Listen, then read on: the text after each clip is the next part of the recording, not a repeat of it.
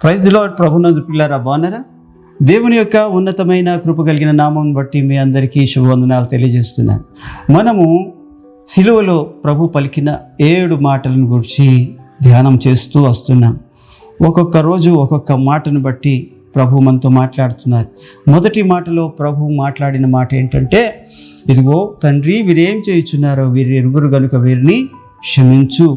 క్షమాపణ నేర్పిస్తున్న ప్రభు ఎవరిని క్షమించారు అంటే శత్రువులను క్షమించారు, హింస పెట్టిన వారిని క్షమించారు, రాళ్ళు రువ్విన వారిని క్షమించారు, విమర్శ చేసిన వారిని క్షమించారు, ఆయనకు సిలువ వేసిన వారిని క్షమించారు, ఇగో మేకులు దిగ్గొట్టిన వారిని క్షమించారు. మనము కూడా ఆ క్షమాపణ నేర్చుకోవలసిన వారమై ఉన్నాం. రెండవ మాటలోని ఆయన తన పొరుగువాడిని ప్రేమించడం నేర్పిస్తున్నారు. సిలువలోని తనతో కూడా మరి కుడివైపున ఒక వ్యక్తి ఆయనను దొంగ అన్నారు. మరి ఆయన పేరు కూడా ఉంది, కానీ ఆ పేరు సంపూర్ణమైన నిశ్చయిత నాకు లేదు కాబట్టి నేను పలకట్లేదు. మరి చూసినట్లయితే ఆ దొంగ పశ్చాత్తాపడినప్పుడు, యేసు నీ రాజ్యముతో నీవు వచ్చినప్పుడు నన్ను జ్ఞాపకం చేసుకోమని వేడుకున్నప్పుడు, ప్రార్థన చేసినప్పుడు, పశ్చాత్తాపడినప్పుడు, నేడు నీవు నాతో కూడా పరదేశంలో ఉంటావు అని ప్రభు మాట్లాడడం మనకు కనబడుతుంది. ఇక 3వ మాటలోని మనం ఏం చూసామంటే, అమ్మా ఇదిగో నీ కుమారుడు అని ఒక నమ్మకమైన శిష్యునికి, తన మరి రొమ్మున ఆనుకొని ఎప్పుడు ఉండే ఒక మంచి శిష్యునికి అనగా యోహానికి తన తల్లిని అప్పగిస్తూ ఉన్నారు. ఎందుకంటే ఆయనకి అన్నదమ్ములు ఉన్నారు, కానీ వారందరూ అప్పటికి అంత నమ్మకస్తులుగా లేరు కనుక నమ్మకమైన వాడు ఎవరైనా ఉన్నాడు అంటే 12 మంది శిష్యుల్లో కూడా అందరూ పారిపోగా మిగిలిన వాడు ఆయన ఒక్కడే. ఆ ఒక్కడిని మరి దేవుడు ఏం చేస్తున్నారంటే తీసుకెళ్ళి ఆయనకి అప్పగిస్తున్నారు. ఇదిగో యోహాను, ఇదిగో మా అమ్మ, జాగ్రత్తగా చూసుకో, ఇదిగో నీ కుమారుడమ్మా, అమ్మ నన్ను ఎలా చూసుకుంటావో అలాగనే మరి యోహాన్ని కూడా చూసుకోమ్మా అని ఒకరిని మరి అప్పగింతలు పెడుతున్నారు. తన యొక్క బాధ్యత నెరవేరుస్తున్నారు. ఆ రోజు నుంచి యోహాను తన సొంత తల్లిని చూసుకున్నంత బాగా, అలాగనే తన కుమారుడు సిలువ వేయబడినప్పటికీ కూడా యోహానులో తన కుమారుని చూసుకుంటూ మరియమ్మ గారు ఒకరి వల్ల ఒకరు ఆదరణ పొందారు. ఇక 4వ మాటలోని నా దేవా నన్నెందుకు చేయి విడిచితివి అని మరి మాట్లాడడం కనబడుతుంది. అవును, మన పాపములు బట్టి, మన అపరాధములు బట్టి తండ్రి అయిన దేవుడు తన కుమారుణ్ణి చేయి విడిచిపెట్టడము మనం చూస్తున్నాం కదా. ఈరోజు నా ప్రభు మాట్లాడుతూ ఉన్నారు, మనమే వారిద్దరూ ఒకరి చేయి ఒకరు విడిచిపెట్టడానికి కారణమైతే మనమే మరలా వారిద్దరూ సంతోషముగా, అనగా నీ ఆత్మను రక్షించడం ద్వారా, నీ ఆత్మ రక్షణలోకి నడిపించడం ద్వారా వారు సంతోషించే విధముగా మనం నడుచుకోవాలి. ఎందుకు అనంటే వారు విడిపోయింది నీ కోసం, నా కోసమే. మరలా వారు సమాధాన పడాలి అనంటే, వారు గొడవ లేదు కానీ సమాధాన పడాలి అనంటే నువ్వు మారు మనసు పొందాలి, నువ్వు పరిశుద్ధుడు అవ్వాలి, నువ్వు పాపముల నుంచి విడిపించబడాలి. అలాగనే ఈ రోజును కూడా ఒక మాట, 5వ మాట, యేసు సిలువలో పలికిన 5వ మాట చూసినట్లయితే యోహాను సువార్త 19వ అధ్యాయము 28వ వచనములో చూసినట్లయితే, అటు తరువాత సమస్తము అప్పటికి సమాప్తమైనదని యేసు ఎరిగి లేఖనము నెరవేరినట్లు దప్పిగొనుచున్నాను అని ప్రభు చెప్పారంట. యేసుక్రీస్తు ప్రభు వారు దప్పిగొంటున్నాను అని అంటున్నారంటండి. ఏది? జీవ జలముల ఊట అయిన యేసుక్రీస్తుకి దప్పిక వేసిందంటండి. ఆయనే అందరి దాహం తీర్చగలిగిన ప్రభు, ఆయనకి దప్పికట్టండి. ఈ లోకంలో ఉన్న ప్రజలందరికీ కావలసినంత నీరు ఈ భూమి మీద ఉంచిన ప్రభు దప్పిగొంటున్నాడు.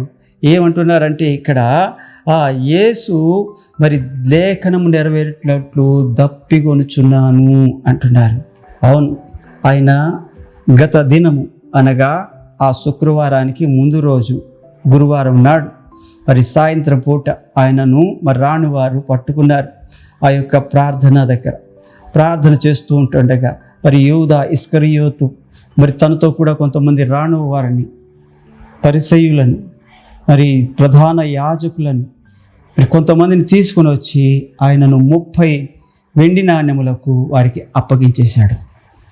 అప్పగించినప్పుడు ఆయనను తీసుకెళ్ళి మరి ఆ రాత్రంతా కూడా మరి అనేక రకాల స్థలాలలో అనగా కైపా యొద్దకు, హన్నా యొద్దకు, మరలా ఆ పిలాతు యొద్దకు, మరి మహాసభ యొద్దకు అలా తిప్పుతూనే ఉన్నారు 6 స్థలాలకి. ఆ తిప్పిన పిదప మరి అన్యాయపు తీర్పు పొంది పిలాతు తన మనస్సాక్షిని చంపుకొని ఈ యూదుల యొక్క ప్రోద్బలంతో మరి వారి యొక్క కోరికతో వారిని సంతోషపెట్టడానికి ఆయనను సిలువకు అప్పగించారు. ఆయనను హేళన చేశారు. రాత్రి మరి ఆ యొక్క ఒలీవల తోటలో, ఆ గెత్సెమనే తోటలో మరి ఆయన ప్రార్థన చేస్తున్నప్పుడు చెమట రక్తంలా కారిందంటండి. చెమట బిందువులు రక్తపు బిందువుల్లాగా వచ్చాయంటండి. అలాగనే మరి రాత్రంతా ఆయన తిప్పుతూనే ఉన్నారు. ఉదయాన్నే ఆయన హేళన చేశారు. ఉదయాన్నే ఆయన కొరడా దెబ్బలు 1 తక్కువ 40 కొరడా దెబ్బలు కొట్టారు. అంతేనా మరి ఆ తర్వాత బరువైన సిలువను ఆయన భుజాన మీద పెట్టి గొల్గొతాకి నడిపించారు. దారి పొడుగునా కొడుతూనే ఉన్నారు, హేళన చేస్తూనే ఉన్నారు. మరి ఆ గొల్గొతాకి వెళ్ళిన తర్వాత మరి ప్రభువుని చేతులలో మేకులు, కాళ్ళలో చీలలు కొట్టారు. తల మీద ముళ్ళ కిరీటము పెట్టారు. మరి అలాగున శరీరంలో ఉన్న రక్తము, నీరు అంతా వెళ్ళిపోయింది. వెళ్ళిపోవడంతో ప్రభువు శరీరంలో నీరు పోవడంతో దప్పిగొంటున్నాను అంటున్నారు. ఒక మనిషి శరీరంలోనంట 70% నీరుంటుందంట, 30% మిగిలిన ఆ రక్తము మరి ఇతర అవయవాలకి మరి ఉంటాయని వారి వైద్య శాస్త్రము చెప్పడం మనం చదువుతున్నాం కదా. మరి ఇక్కడ చూసినట్లయితే భూమి మీద కూడానంట సముద్రం కానీ, చెరువులు కానీ, నదులు కానీ 70% ఉంటుందంట. కేవలం 30% మాత్రమే నేల ఉందంట. అది కూడా శాస్త్రజ్ఞులు చెప్పగా మనం వినదే. అయితే ఆయన దప్పిగొంటున్నాను అన్నప్పుడు ఆయన నోటికి చేదు చిరక అందించారంటండి. ఇది ఒక మత్తు పదార్థము, చేదు చిరక. ఎందుకు అంటే ఆ కాలంలోని మరి సిలువ వేయబడిన వారు మరి వారి యొక్క బాధ తెలియకుండానే మరణించాలని, వారు ఆ బాధలోని ఉండగానే మరణించాలని మరి ఆ కాలంలో ఉన్న ఒక విధానం అది. కానీ ప్రభు దానిని ముట్టుకోలేదు. రుచి చూసి వెంటనే ముఖం తిప్పేసుకున్నారు. ఎందుకు అనంటే మత్తు వలన బాధ అనుభవించకూడదు, తనకు తాను స్వచ్ఛందంగా బాధ అనుభవించారు. అందుకనే ఆయన ఎంత మాత్రం ఆ చేదు చిరకను పుచ్చుకోకుండా మరి దేవుని యొక్క సన్నిధిలోని ఆయన దప్పిగొంటున్నాను అన్నాడు. ఎందుకు ఆ మాట అన్నారు అంటే కీర్తనల గ్రంథము 69వ కీర్తన 21వ వచనంలో ఈ మాట వ్రాయబడి ఉంది. మనం చూద్దామా? వారు చేదును నాకు ఆహారముగా పెట్టిరి, నాకు దప్పిగా అయినప్పుడు చిరకను తాగనిచ్చిరి. Praise the Lord. ఈ మాట ప్రభు ఎందుకు పలుకుతున్నారంటే లేఖనము నెరవేర్చడానికి. ఈ మాట భక్తుడైన దావీదు ద్వారా ప్రభువుకి ముందు 1000 సంవత్సరాల పూర్వమే వ్రాయించారు. ఈ రోజున ఇది ఇలా జరుగుతుంది అని, ఆయన దప్పిగా ఉంటాడని, ఆయన దప్పిగా అడిగినప్పుడు చేదు చిరక ఆయన నోటికి అందిస్తారని 1000 సంవత్సరాలకు ముందే భక్తుడు పరిశుద్ధాత్మ శక్తి చేత దేవుని యొక్క ప్రణాళికను ప్రవచించాడు కీర్తనలో. ఆ కీర్తనలో రాసిన ఆ మాట నెరవేర్పుకి ప్రభు చెప్తున్నారు, దప్పిగొనుచున్నాను.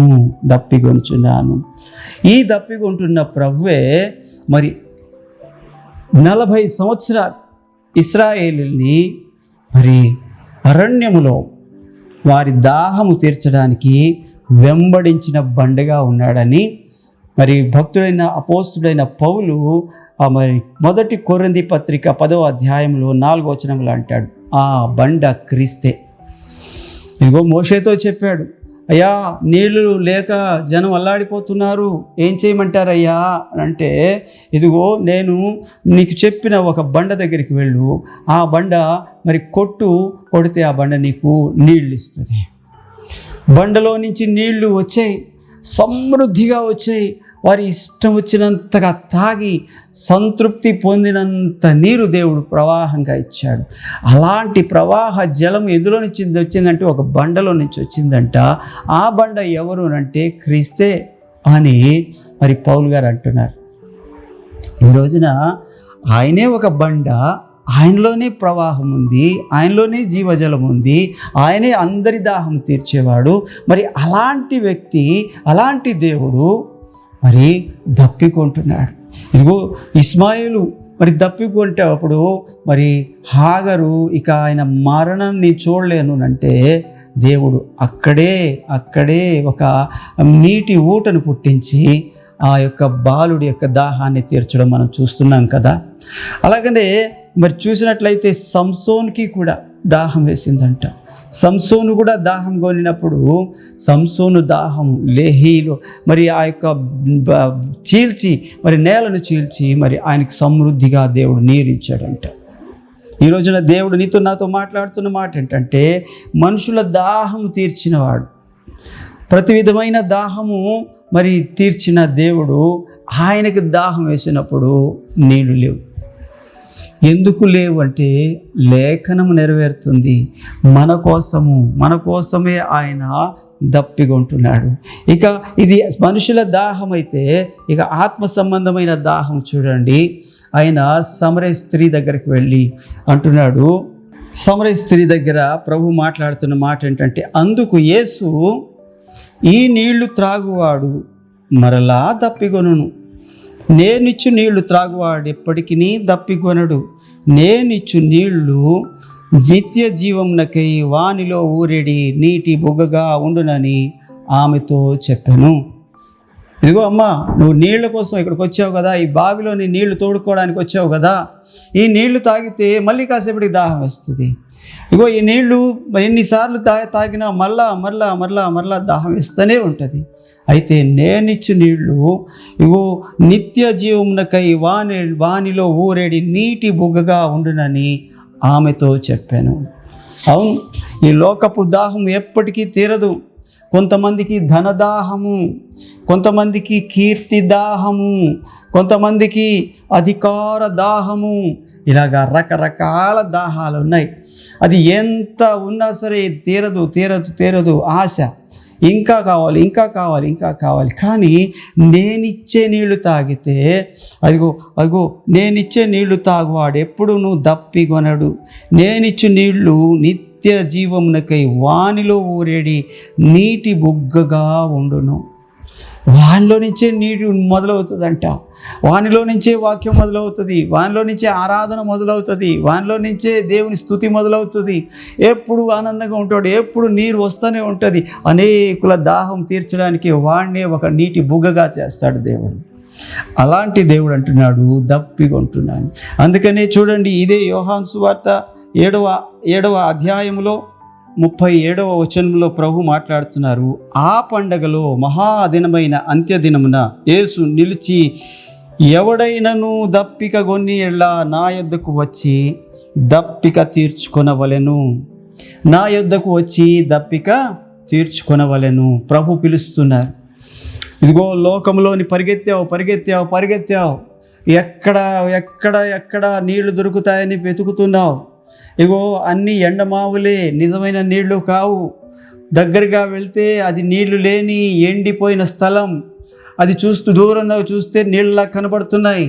దానివల్ల నీ దప్పిక తీరట్లేదు, దాహం తీరట్లేదు. అయితే ప్రభు అంటున్నారు, ఎవడైనను ఆ పండగలో అంత్యదినమున యేసు నిలిచిన వాడై ఎవడైనను దప్పిక గొనిన ఎడల నా యొద్దకు వచ్చి దప్పి తీర్చుకొనవలెను. ఎందుకు అంటే ఆయన వెంబడించే బండ, ఆయనే జీవజలపు ఊట. ఆయన దగ్గరికి రా. ఈ రోజున దేవుడు నిన్ను పిలుస్తున్నాడు. ప్రేమపూర్వకంగా తన 2 చేతులు చాపి ప్రభు నిన్ను పిలుస్తున్నాడు. ఏమని పిలుస్తున్నాడంటే, నీకు దాహం వేస్తుంటే రా. ఇగో ఈ లోకము నీ దాహము తీర్చలేదు. నా దగ్గరికి రా. తృప్తికరమైన జీవితాన్ని ఇస్తాను, సంతోషకరమైన జీవితాన్ని ఇస్తాను, సమాధానకరమైన జీవితాన్ని ఇస్తాను. నువ్వు నా దగ్గరకు వచ్చినప్పుడు నిన్నే ఒక జీవపు ఊటలా మారుస్తాను అనేకులకు. అందుకని ప్రభు పిలుస్తున్నారు, నా దగ్గరికి రా. అంటే ఆ రెండో మాట ఏముంటుందంటే, తన యందు విశ్వాసం ఉంచువాడెవడో లేఖనము చెప్పినట్టు వాని కడుపులో నుండి జీవ నదులు పారునని బిగ్గరగా చెప్పాను. నీలో నుంచే ఒక జీవ నదులు పారుతాయంట. సహోదరుడా, వింటున్నావా? దప్పిగొన్న ప్రభువు నిన్నే అనేకుల దప్పి తీర్చేవాడిగా మారుస్తానంటున్నారు. ఎందుకు అంటే ఆ దాహము తాలూక విలువ ఆయనకి తెలుసు. ఇది ఆత్మ సంబంధమైన దాహం, శరీర సంబంధమైన దాహము కాదు. శరీర సంబంధమైన దాహం తీర్చడానికి దేవుడు ఎక్కడికక్కడే నీకోసం ఏర్పాటు చేశాడు. ఆత్మ సంబంధంగా ఆత్మలో దాహము తీరట్లేదా? పరిగెడుతున్నావా? మరి రకరకాల ప్రయత్నాలు చేస్తున్నావా? ఎక్కడా తృప్తి లేదా? అయితే దేవుడు అంటాడు, నా దగ్గరికి రా, నేను నీ దాహాన్ని తీరుస్తాను. అలాగనే తన యందు విశ్వాసం ఉంచువారు పొందుబోవు ఆత్మను గురించి ఆయన ఈ మాట చెప్పెను. నీలో దేవుని పరిశుద్ధాత్మను ఉంచుతాడు. ఆయన నీ దాహము తీరుస్తాడు. ఇక దేవుని యొక్క వాక్యంలో చూసినట్లయితే ప్రకటన గ్రంథములో 7వ అధ్యాయంలో 16వ వచనములో, వారికి ఇక మీదట ఆకలి అయినను దాహమైనను ఉండదు, సూర్యుని ఎండ అయినను ఏ వడగాలి అయినను వారికి తగలదు. ఎందుకు ఆకలి ఉండదు? ఎందుకు దాహమయ్యదు? ఎందుకు సూర్యుడి ఎండ తగలదు అని మనం ఆలోచన చేస్తే ఆ క్రిందనే రాస్తున్నాడు, ఏలయనగా సింహాసన మధ్యమందుండు గొర్రె పిల్ల వారికి కాపరి అయి జీవ జలముల బుగ్గ యొద్దకు వారిని నడిపించును. దేవునికి మహిమ కలుగును గాక. జీవ జలముల బుగ్గ దగ్గరికి నిన్ను నడిపిస్తాడు దేవుడు. ఆకు వాడక తన కాలమందు ఫలమిచ్చు చెట్టులాగా ఉంటాడు. నీటి ఊటల దగ్గర నిన్ను నాటుతాడు దేవుడు. కరువు వచ్చినా నీ జీవితంలో ఎండిపోయే పరిస్థితి ఉండదు. ఎందుకు అనంటే ఆ జీవజలమైన ప్రభు పక్కన నిన్ను నాటుకుంటాడు. ఈ రోజున దేవుడు అంటాడు, ఏలయనగా సింహాసన మధ్యమందుండు గొర్రెపిల్ల వారికి కాపరి అయి జీవ జలముల బుగ్గ యొద్దకు వారిని నడిపించును. దేవుడే వారి కన్నుల నుండి ప్రతి బాష్ప బిందువును తుడిచివేయును. ప్రభునందు ప్రియులారా, మీరు ఇప్పటి వరకు ఎన్నో ప్రయత్నాలు చేసి అలసిపోయి ఉంటే, వ్యాపారాలు చేసి అలసిపోయి ఉంటే, ప్రయత్నాలు చేసి విఫలం అయిపోయి ఉంటే, ప్రభు అంటారు, నా దగ్గరికి రండి, మీ దాహం నేను తీరుస్తాను. ప్రభువే మీ దాహం తీర్చేవాడు. ఒకవేళ ఇక్కడ ప్రభు యొక్క సన్నిధిలోని ఆయన దగ్గర నీవు దాహం తీర్చుకునేవాడిగా లేకపోతే, ఒకనొక దినమున ఈ పరలోకంలో ఎలాగైతే జీవ జలముల బుగ్గ యొద్దకు నడిపిస్తారో అలాగనే పాతాళంలో కూడా నేను దాహం వేస్తుంది. గుర్తుపెట్టుకో. ఇగో లూకా సువార్తలో 16వ అధ్యాయములో 24వ వచనము, తండ్రివైన అబ్రహామా, నా యందు కనికరపడి తన వేలి కొనను నీళ్లలో ముంచి నా నాలుకను చల్లార్చుటకు లాజరును పంపుము, నేను ఈ అగ్ని జ్వాలలో యాతన పడుచున్నానని కేకలు వేసి చెప్పాను. ప్రభునందు ప్రియులారా, ఒకవేళ ఇప్పుడు ఇక్కడ ప్రభువుని నీ దాహము తీర్చే జీవజలముగా చేర్చుకోకపోతే, ఇగో పరలోకంలోని ఆయన జీవ జలముల బుగ్గ యొద్దకు నిన్ను నడిపించడానికి నువ్వు అవకాశం ఇవ్వకపోతే, ఇగో ధనవంతుడు ఎలాగైతే ఆ పాతాళంలో ఉండి మరి అక్కడ తండ్రివైన అబ్రహామా, నీ రొమ్మున ఆనుకొని ఉన్న లాజరును పంపించు, ఆయన తన చిటికిన వేళ్ళు ముంచి నా నాలుకను చల్లారుస్తాడని అంత చిన్న కోరిక కోరుతున్నాడే. అలాంటి కోరిక కోరేవారి సంఖ్యలో మనం ఉంటామేమో. ఈ రోజున ప్రభు పిలుస్తున్నారు. ఆయన దాహం ఏంటంటే నువ్వు మారు మనసు పొందడమే. ఆయన దాహం ఏమంటే నువ్వు రక్షణ పొందడమే. ఆయన దాహం ఏమంటే నువ్వు దేవునికి సమీపంగా రావడమే. అందుకనే దేవుడు ఈ 5వ మాటలను అంటాడు, దప్పిగొనుచున్నాను. మరి ఆయన దాహం తీర్చేవాడిగా ఉన్నావా? ఆయన దాహం తీరుస్తావా? ఆయన దాహం తీర్చాలంటే నువ్వేమి చేయక్కర్లేదు. అయ్యా పాపిని నేను అని నువ్వు మోకరించి ఒప్పుకున్నట్లయితే ప్రభు నీ పాపములు క్షమించి, ఎందుకనంటే ప్రభు అంటారు, మీకు తెలియని ఆహారం నాకున్నది. ఒక మనుష్యుడు రక్షణ పొందడమే ఆయనకి ఆహారం. ఒక మనుష్యుడు మారు మనసు పొందడమే ఆయనకి దాహం తీర్చడం. మరి ఈ రోజున దేవుడు అలాంటి పిలుపుతో నిన్ను పిలుస్తున్నాడు. కనుక మరి ఆయన ఆయన పిలుపుకి లోబడి ఆయన దగ్గరకు వచ్చినట్లయితే దేవుడు నిన్ను ఆశీర్వదిస్తాడు. దేవుడు ఈ మాటలు నీ జీవితంలో ఆశీర్వదించునుగాక. ప్రార్థన చేసుకుందాం. పరిశుద్ధుడా, ప్రేమ నమ్మకం కలిగిన దేవానికి స్తోత్రాలు. ఇగో ప్రభువా, దప్పికొనుచున్నాను అని మీరు చెప్పారు నాయనా. మీ దప్పిక తీర్చేది నాయనా ఒక మారు మనసు మాత్రమే, ఒక్కడి రక్షణ మాత్రమే. అయ్యా, మీరు చేసిన ఈ త్యాగానికి మీరు కోరుకుంటున్నది ఒక ఆత్మ మరి నాయన పరలోకానికి వెళ్ళడమే అని ప్రభువా మీ యొక్క వాక్యంలో నుంచి మేము గమనిస్తున్నాం. అయ్యా, లేఖనాన్ని నెరవేర్చడానికి మీరు ప్రభువా మరి నా తండ్రి ఆ సిలువలో దప్పికొన్నారు. ఇగో నా ప్రభువా, మా అందరి దప్పికలు తీర్చారు, కానీ మీ దప్పిక తీర్చేవారు ఎవరు నాయనా?